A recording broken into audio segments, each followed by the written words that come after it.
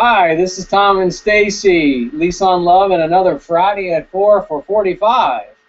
Great to be with you. Thank you for joining us today. If you're finding us live or if you're finding us on our YouTube channel after this live broadcast is over, we welcome you, and we are always so excited to connect and share our experiences with our audience. A little housekeeping is, if you're wanting the notes and you're not already on our email list, please go to our website at leaseonlove.com and click on the Friday at 4 tab.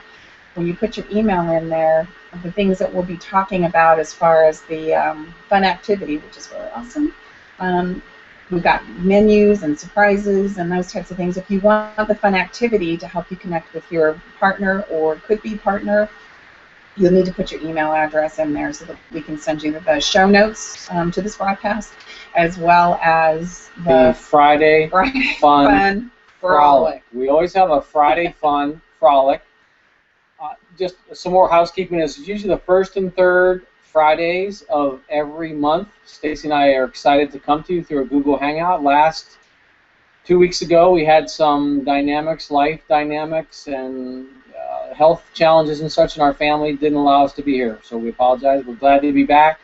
Next 2 weeks from now is 4th of July, so we will not be having a hangout. We'll be honoring wonderful independence that we get to experience in this great country, and everybody and their family and such, so we won't be coming to you 2 weeks from now. But barring any, those types of things, and I was back east visiting my mom who's going through some health challenges and such, so it wasn't possible for us. We're not that tech savvy yet. We're going to get there. Doesn't matter really if Stacy and I are in the same spot, but we're working on it. But at any rate, that's where we are. Excited. We're back both in Sacramento from our cute little home studio here. And we think we have a really interesting, deep, rich topic today to talk about. Yes, it's one that if you're approaching a relationship and you have children, or you're approaching a relationship with someone who does have children, or if you're already in a relationship and the stepchildren are raising the hair on both of your heads, this one is for you. And the reason that step parenting, commingling families. Blending families. Blending families, right. So the reason that I chose this topic, you might say, well, gosh, I'm supposed to be talking about love and romance and activities and that type of thing. It's because that right up there with money, children can also play the second biggest challenge to us when we're trying to put our relationship together. And so, as you know, or maybe if you don't know, our Lease on Love program is a 4-step process that helps us evaluate and create alignment with our partner and or our potential partners. And so this is a topic that should be discussed openly, honestly, in the spirit of full disclosure. It's something that's going to play a huge role in your relationship.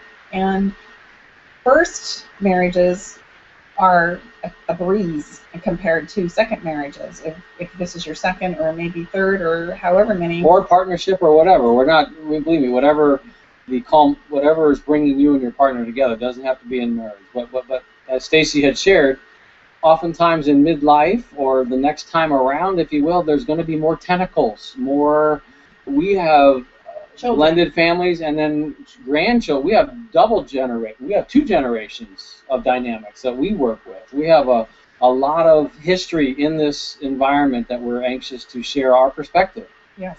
So the dynamics of taking on and becoming a step parent is challenging. It can be very, very challenging. And for those of you that have just kind of breezed through it, there are those rare exceptions. I commend you, and by all means, count your blessings every day.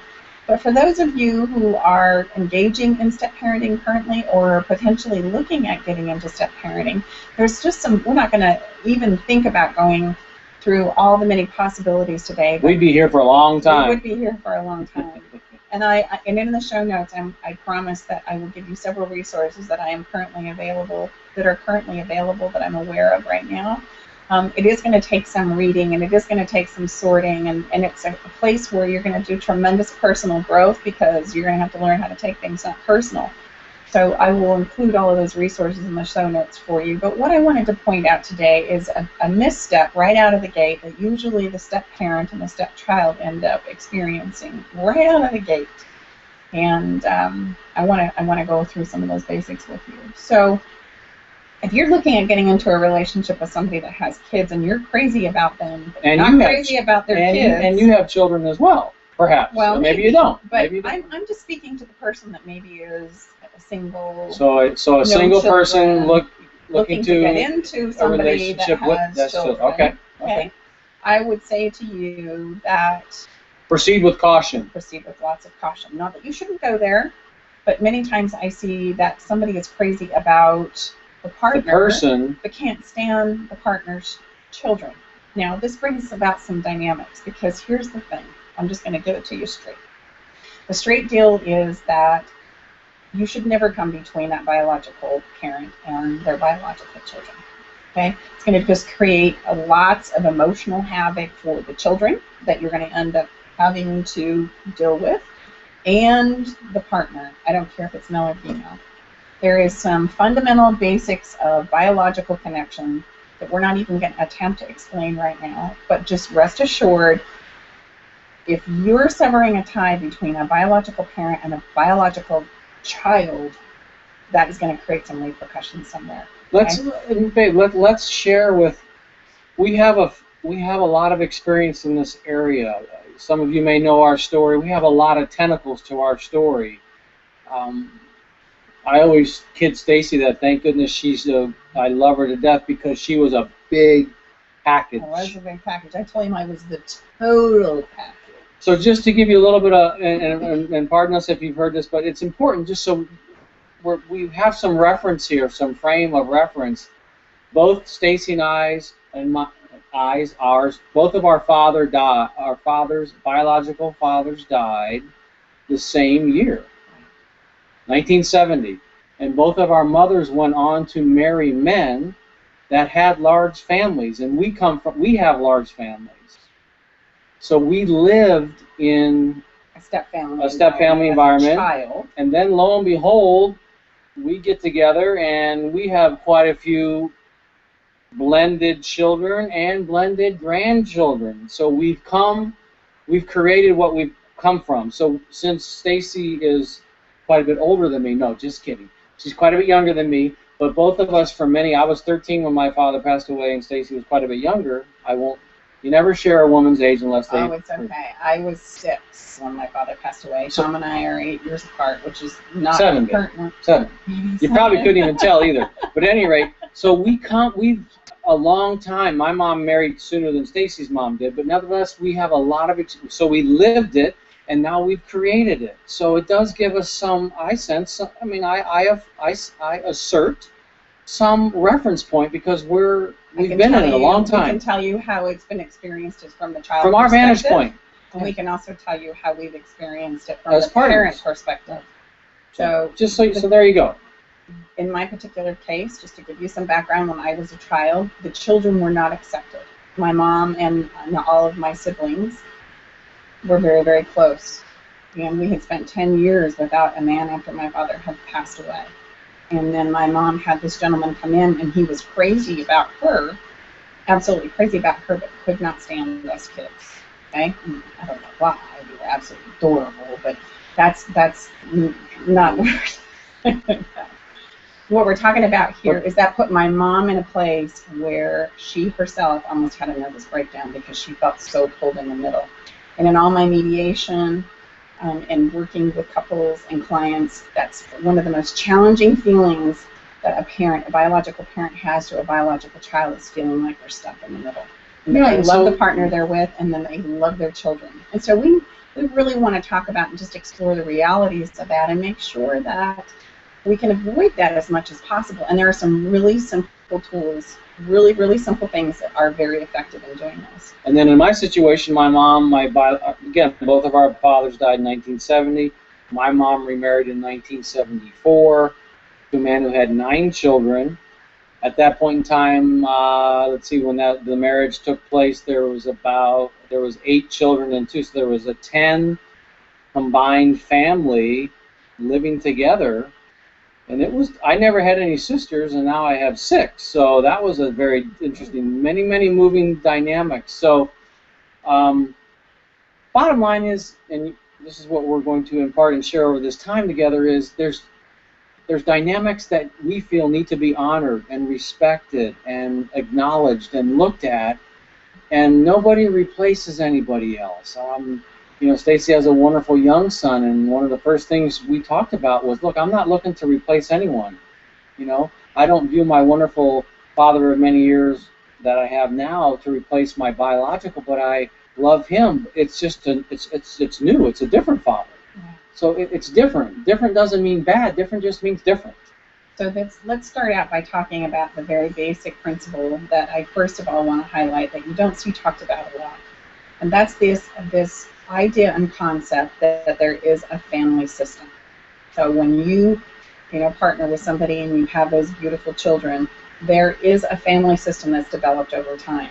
The way you talk, the way you interact, the way you share jokes, what's appropriate to share, what's not appropriate to share, how we handle discipline, how we handle holding people accountable. Family holidays, customs, traditions, and customs, dinners. And so the interesting thing about a family system is that system is ingrained, and the biological parent and child don't even have to think about this system because it's something that's just been naturally created out of raising that particular child. Time in the saddle. How you might show this, have it showing up in a particular step-parent situation is it would be, oh, you don't understand that.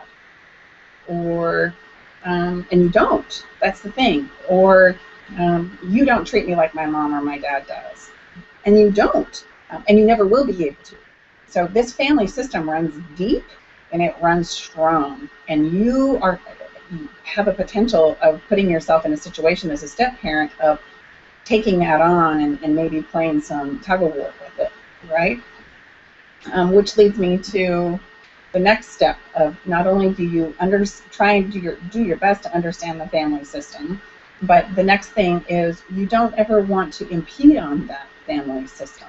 The only way as a step-parent that you're really going to have any impact on that family system is by supporting the biological parent in making some changes in the system between the biological parent and the biological child. So you can support the biological parent in making some changes, and you can support them through the process and dialogue about maybe some of those changes that need to be made. But the step-parent, under no uncertain terms, is going to have success stepping in and trying to manage that family system all on their own. It's just not going to happen. And as a matter of fact, it's going to put you in a situation where you're going to feel like more of an outcast than you would otherwise, because whether we like it or not, that biological connection is going to be protected against all odds, especially when we feel like it's threatened by somebody from the outside. And there is a measure of you being on the outside as a step-parent, especially when you're coming into this new. I would say, use the analogy of being a guest in someone's home, in the sense that,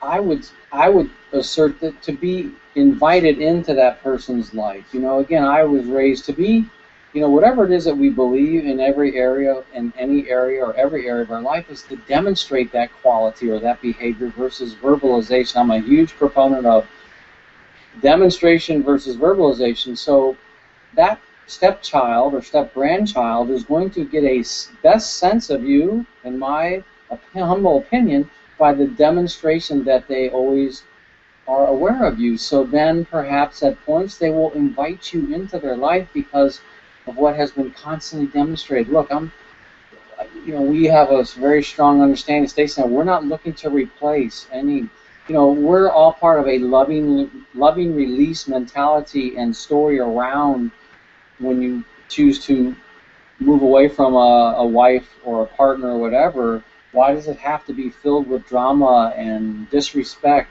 That's not part of our model. We stand for and know it can be done honorably, with respect. My ex-wife and I are very good friends, so I have a living example of that. So, it's all part of what we stand for and this new revolution of love that tingles your toes in all regards. Yes. I want to make Tom makes a really good point here that I want to make sure that if you haven't lovingly released somebody, that doesn't mean that you can't not be a successful step-parent. Oh, absolutely. So you know, a lot of the information that you might read in books or online forums and that type of thing is that you need to get all of the parents on board to have a successful integrated, you know, blended family, meaning the biological and the step. Well, in my experience, that is not the norm.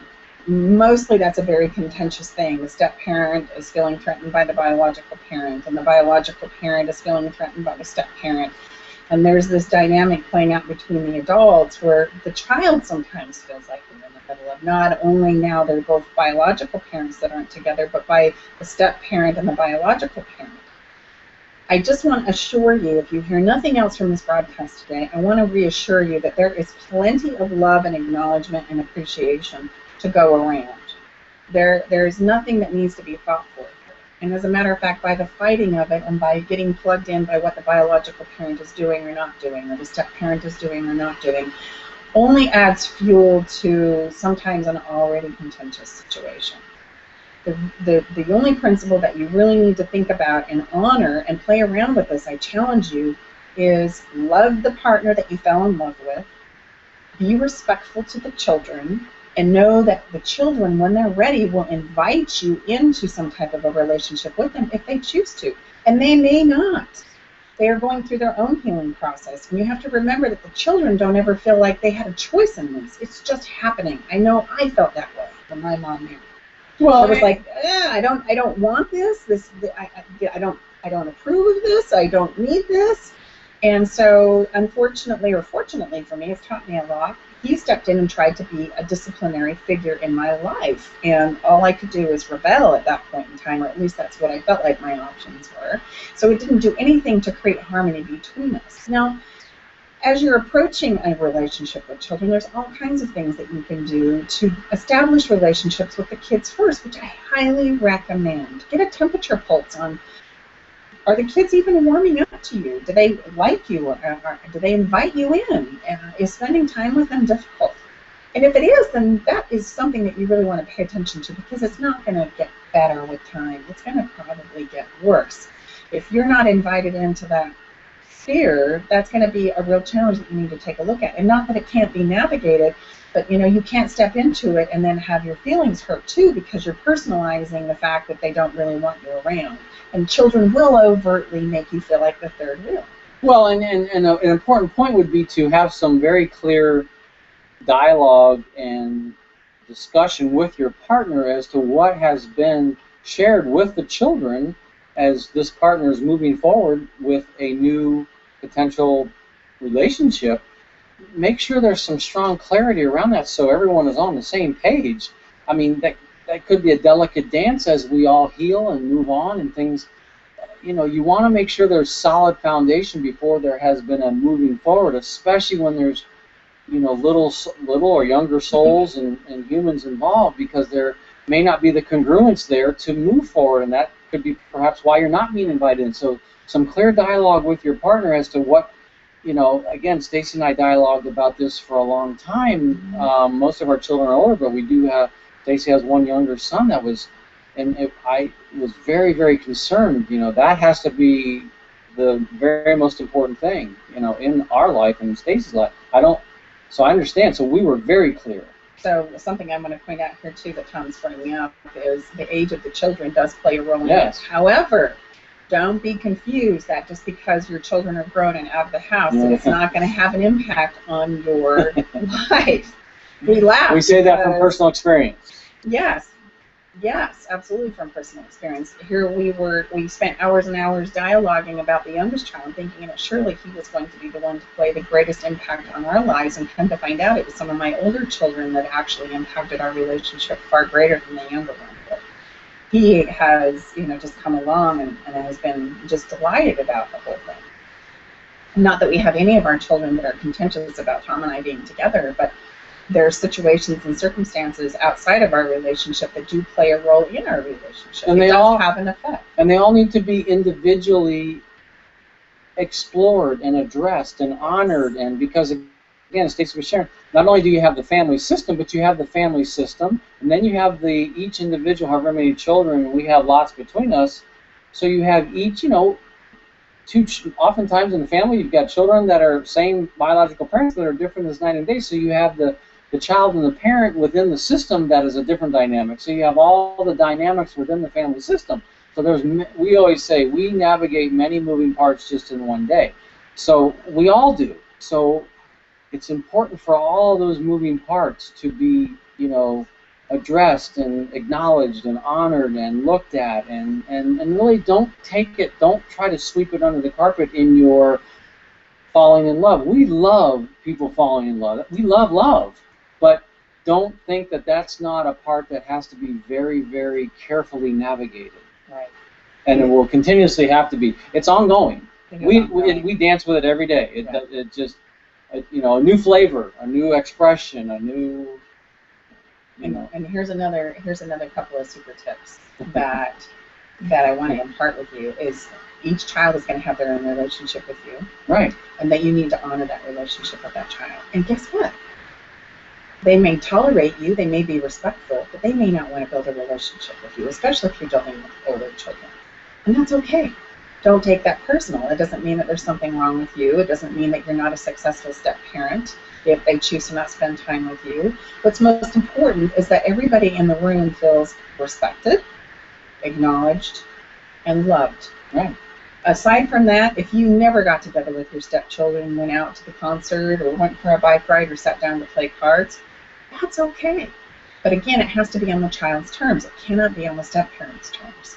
And the only thing that the step-parent can do, in my opinion, is to support the biological parent in establishing, maintaining, building, and strengthening that relationship with that biological child. And then if you're invited to come along as a sidecar to that, absolutely can.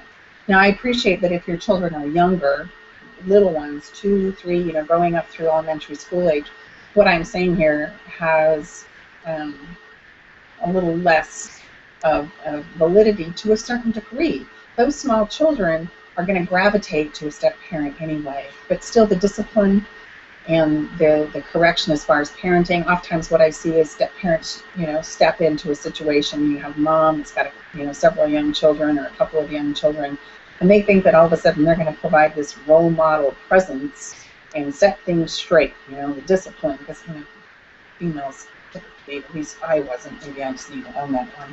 I'm not a very strict person. My boundaries are very broad and wide, and so when I was dating with children, I would find men in my lives that wanted to come in and just kind of set straight. They're going to be the disciplinarian, and they're going to make the rules happen, and chore charts going on the wall, and all that did was cause my children to rebel against them and created problems between now them and I going, oh, you're going to let this go on? What are you doing?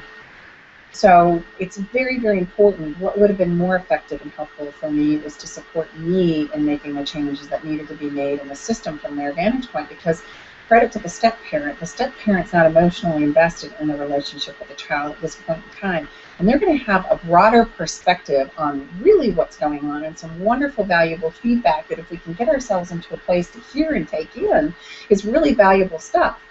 But it can only be delivered and given at a rate the biological parent can A, take it in, and B, be willing to act upon it.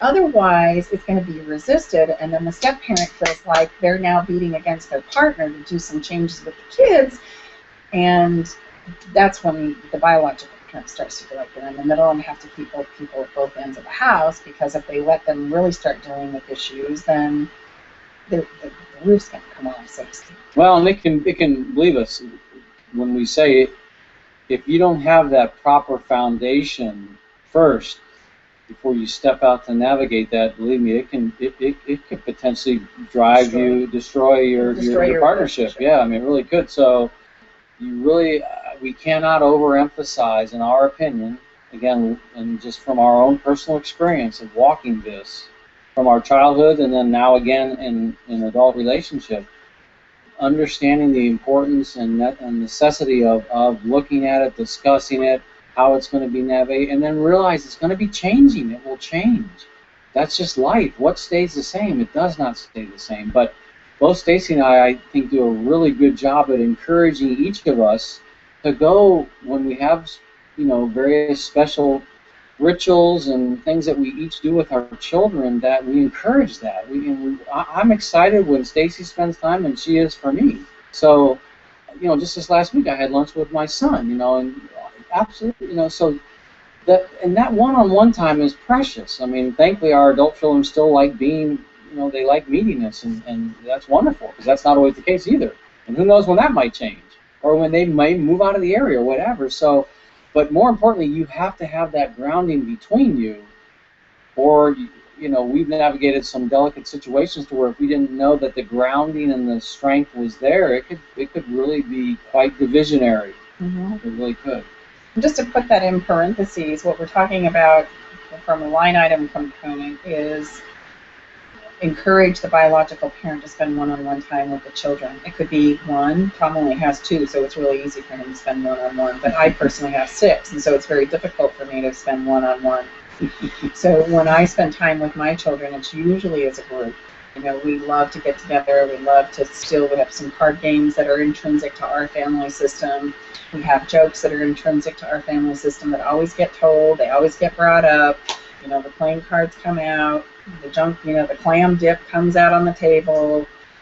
So different traditions, different dynamics, different. So, and Tom does a really great job of just saying, go, enjoy your kids, have that, recreate that, experience that without feeling like he needs to come along, which sometimes he does, sometimes he does come along. But sometimes you just need to go and spend some one-on-one time with your kids. And it's important. Well, it's important for your children to. When we decided to get married and further increase or step up our commitment to each other, there was one of my daughter was concerned that that special time that we're referring to was going to be lost. And so you don't want your children, in our opinion, you don't want your children to feel like everything that we are really encouraging. But our family system now is going to all of a sudden just thrown out the door, and then it's going to be this blended. The Cleavers, some of you are too young to know, like Leave It to Beaver, and everything's going to be on Main Street, and the white picket fence, and it doesn't happen. I mean, so continue to honor what's taken place. There might be someone there, and there are. We have wonderful commingled times too. We have a wonderful standing Sunday dinner. We haven't had one for about 4 weeks because of various travel schedules, and we're having one this Sunday, and I'm really excited. I feel like having, and most times someone's having a birthday or something, so. That's a blended together. That's a blended family creation tradition that everyone really looks forward to. So, but don't discount, as Stacy has repetitively said, don't discount those long-standing family systems and traditions, because you're really doing a disservice, and then I think it's very threatening to your children. Well, and your kids need that. And like I said, they've kind of just been brought into this. They're just kind of coming along for the ride because you've met and fallen in love with somebody. Who knows what kind of a healing process that they're going through, and that needs to be honored. And so the more you can maintain your family system between biological, parent and child, the better. And the step-parent doesn't need to feel threatened by that. The step-parent, in my opinion, needs to be patient. Lower your expectations. Don't take things personal. Support your partner. Remember, that's why you're in this, is because you fell in love with somebody that made your toast in love. And that's what you need to stay focused on, is maintaining that relationship, supporting that person in maintaining whatever has to happen with the children. If there's concerns that you see, if there's feedback that you want to give, if there's discipline that needs to happen or consequences that need to be issued, then that's a conversation that you have with your partner, not the step-parent with the children, and then the partner implements it into their family system with their biological children. And if you can honor that, then more and more and more you're going to find as the step-parent, you get more and more invited in. You get more and more honored and wanted in, as opposed to creating this contentious place where everybody feels like they're in the middle, and that your relationship is ultimately the one that pays the price. There was just along that note, really, for me, seek to understand the tradition and how it's played out, and again, you don't necessarily have to implement it, but I think really in anything, especially when you're blending like this, in my opinion, it's much better to seek first to understand.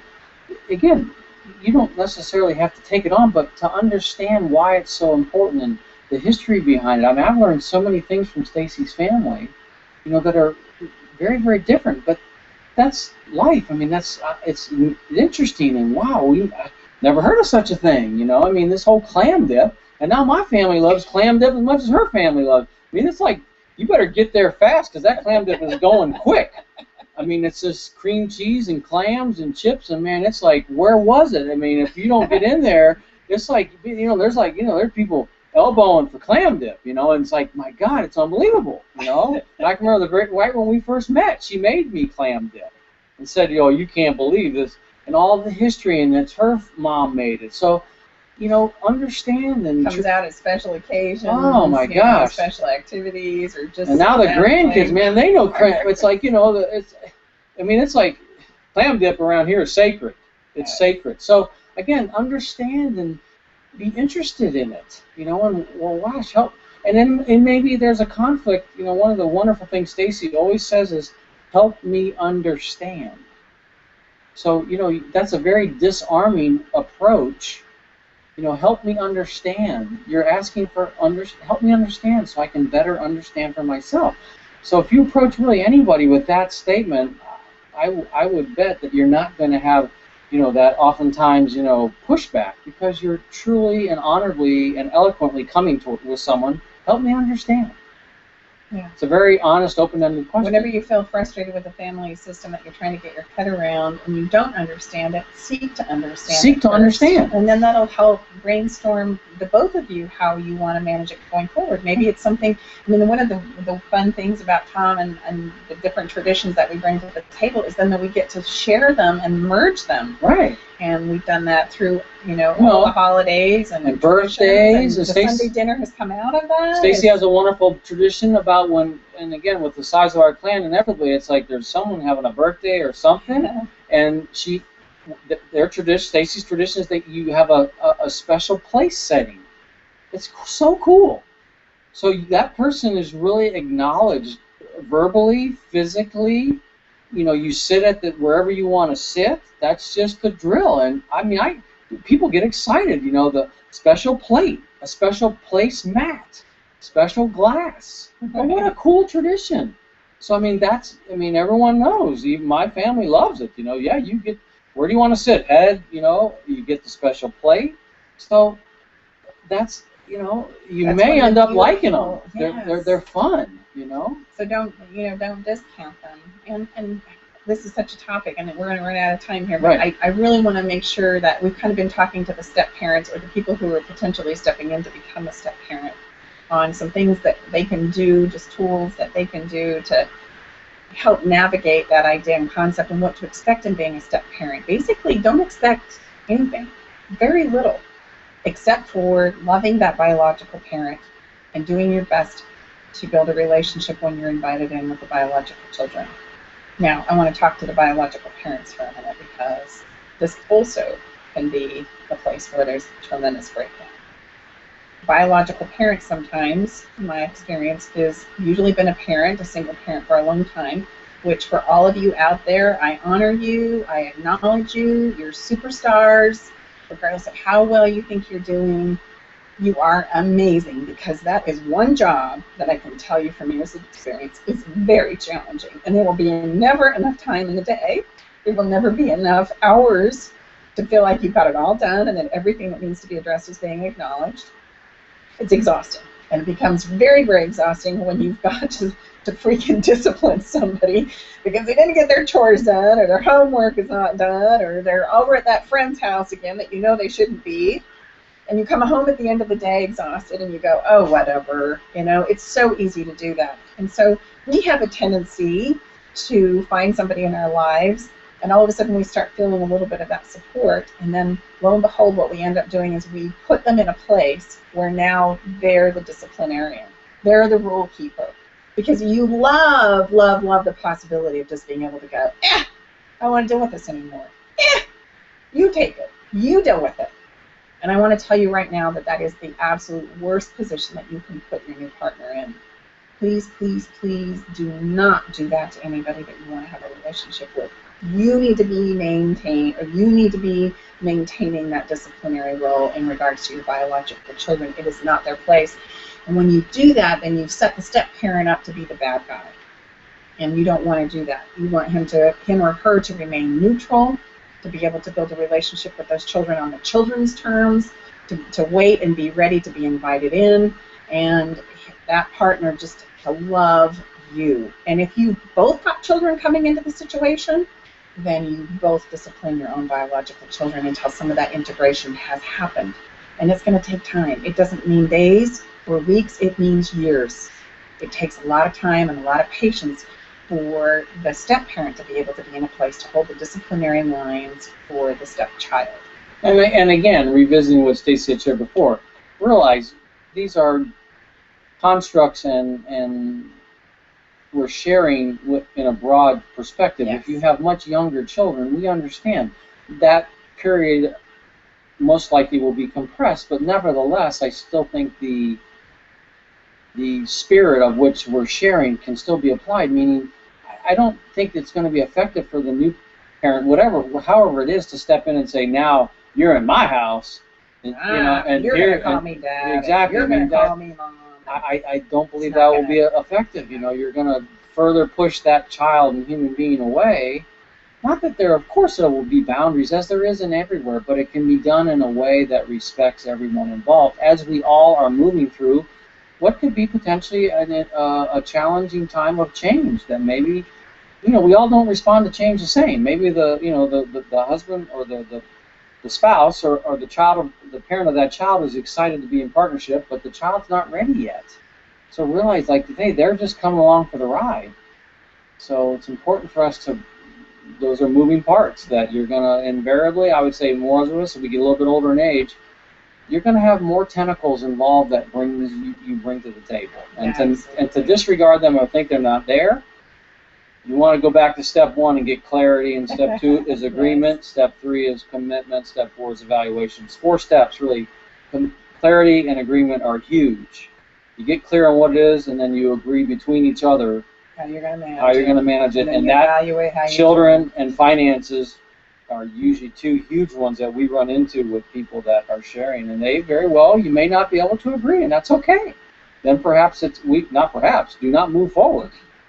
But this is assuming you have moved forward, obviously. My second super tip to biological parents is this. Ensure, it's your job, your responsibility to make sure that the biological children you're bringing into the relationship show respect to the step parent. You're the one that needs to hold that boundary. Okay? They don't have to like them. They don't have to want to spend time with them. They can say, you're not my dad, you're not my mom. You're going to get that a lot. And you can say, yep, you're absolutely right. But that doesn't mean that we dishonor anybody, that we talk mean, that we hit, that we intentionally try and hurt. There's some basic tenets of respect. Human to human. That need to be in place and right. That need to be held as an important boundary. They don't have to like each other, but they can respect each other. And they can agree to disagree, and you can be there to love the partner that you've chosen into a relationship with, and the child can be expected to respect that person in a way that they don't name call them, hurt them. I had a situation personally where I had a teenage daughter that did not like my partner of choice at the time and would do these horrific, and by what I mean horrific is like she would intentionally wait until he went to bed, and she would take his snake skin cowboy boots, and she would put them in the bathtub and get them wet, and then she would dump them out and set them next to the bed so when he went to put them on. Not only was the snake skin shrinking, there was a little bit of water in the bottom. Little incongruence here. So we're not advocating that. We are not advocating that. Obviously, Stacy fell a little short in that regard on that. That would be something that biological parent should step in and address, and not the step parent per se. I mean, the step parent can say, "Oh my gosh, what in the heck is going on?" Somebody be buying somebody some new boots. Somebody's buying some new boots. Exactly. That is exactly what needed to happen, and it's the biological parent's job to hold that boundary. And if the step parent is ever feeling like there's some disrespect that's going on, that type of thing, please bring it up. Bring it up, right? Talk about it. And ask your partner, if that biological parent, what you would really like to have happen, and discuss it. Come up with some agreements that you can work with and through in regards to managing the children that are then implemented by the biological. And again, remember, as in most environments, what is being demonstrated between the new partnership is going to be remembered and most often modeled down the line, if you will. So if the respect is there between you and your new partner, then that's what is going to be, I think, remembered more than anything else. So model what it is you're requesting. I think in any regard, but especially in there, so because it's a delicate dance, especially the newer, the more important. Yes. New is ripe and raw. Here a lot of us have just jumped into a relationship and felt like we would just navigate the step-parent thing as we go. That's how most of us approach this subject. You, from watching this video, hopefully now can do it differently. You can think about this on the front end of what it is you're getting yourself into, or in a new relationship. You can be, proactive in regards to addressing some of these issues and realizing that they're issues that need to be discussed and talked about. And lastly, I just want to throw out that this is going to be your blending, and it needs to be done in a way that works for you.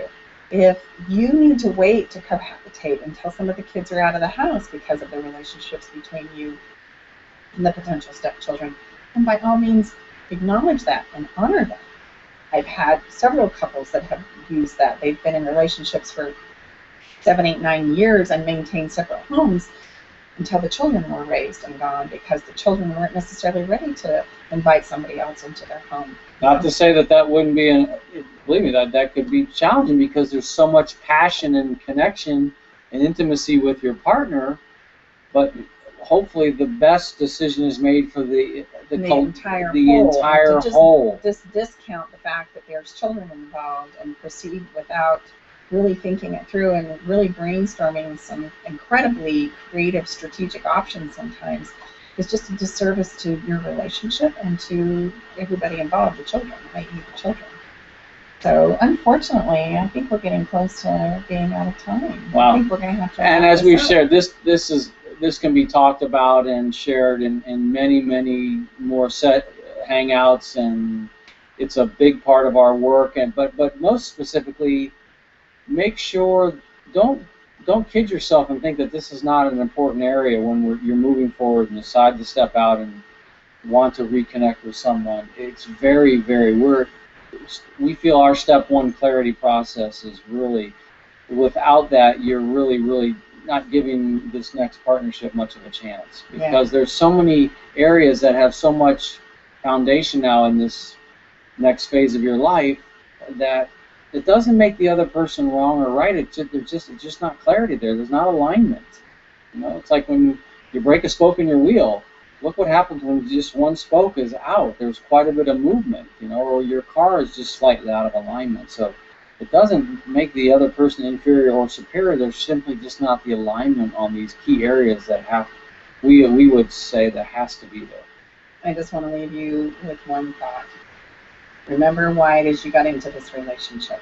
Go back to the beginning, because sometimes when we start talking about, step parenting and the do's and don'ts and all that's navigated, especially in a second or consecutive third, fourth, fifth time in marriage, there's a lot of parts, there's a lot of moving parts. And so I just want to remind you at the end of this conversation to ultimately remember why you got into the relationship in the first place. It's because you hopefully fell madly in love with somebody and you wanted to build a life with that person. And I promise you that a lot of these things will take care of themselves if that's where your primary focus is just feeling that person up that's significant to you in your life, loving them with all of your heart, serving and supporting them where you can. A lot of these other things will just kind of magically take care of themselves. So on that note, we'd love to hear back from you. If you have some questions that have been brought up from this episode of Friday at 4, please don't hesitate to reach out to Tom and I. You can reach out to us on Facebook, on our website, lisaonlove.com. And lastly, I just want you to remind you to tell somebody you love them today. Remember, relationships are meant to tingle your toes. Have fun doing it. And remember that relationships are meant to tingle your toes. We'll see you next time. Bye-bye. Bye-bye.